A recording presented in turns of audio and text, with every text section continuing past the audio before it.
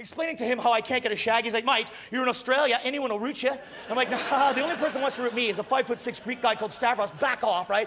As we're talking about this, Mickey comes up. Mickey is a beautiful blonde Australian girl, very fit, long blonde hair, and she comes to sit down, and she is known amongst the comedians as a bicycle. I didn't know this at the time, right? As she sits down, normally when two guys are talking about sex and a lady sits down, the men change the subject, not Brendan. He turns to Mickey and goes, oh, Mickey, would you root Phil? And she's like, oh, yeah? And he's like, Phil, would you root Mickey? And I'm like, oh, yeah, right? So next thing I know, I'm in the elevator meeting Mickey for the first time. Hello, Mickey, my name is Phil. I know who you are. She gets me into my hotel room, slams me against the door of it, starts ripping my clothes off and fucking me right there. I'm like, oh, yeah. Now, I'm an older guy, so I'm trying to get to the bedroom, must get to comfort, need pillows, must get to comfort. She drags me back onto the floor, rolls me over in the kitchen, gets on top of me and starts fucking me. Oh, Mickey, you're so fun, you blow my mind. Hey, Mickey.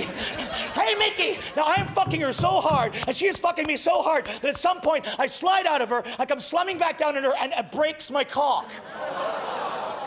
I'm running around there going, oh, fuck my fucking cock is broken, right? She's, that's not right. She goes, that's not right. I go downstairs, pull my trousers, go downstairs. Brendan Burns thinks that's fucking hilarious. Oh, mate, that's fucking hilarious. Mickey broke your cock, mate. Mickey broke your fucking cock, mate. She fucks off, job done, and I go up to the doctors, right? Now the doctor, by the time I get there, the swelling has gone down. He can't see anything wrong with it, so he just gives me some painkillers and actually says, oh, just stay off it, mate.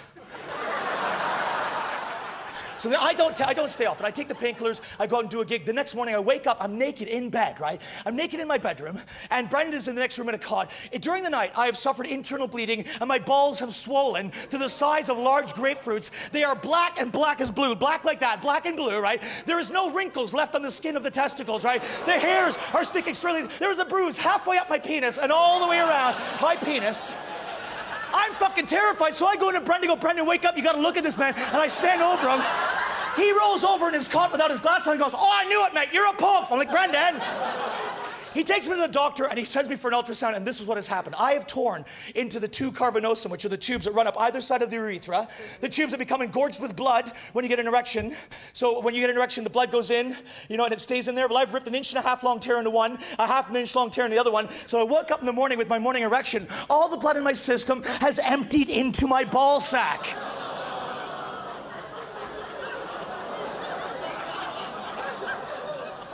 The doctor says to me, this is a very serious injury, Phil.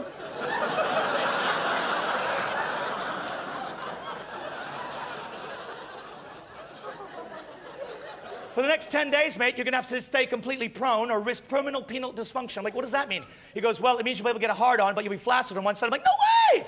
I can't afford to lose that kind of girth, doc.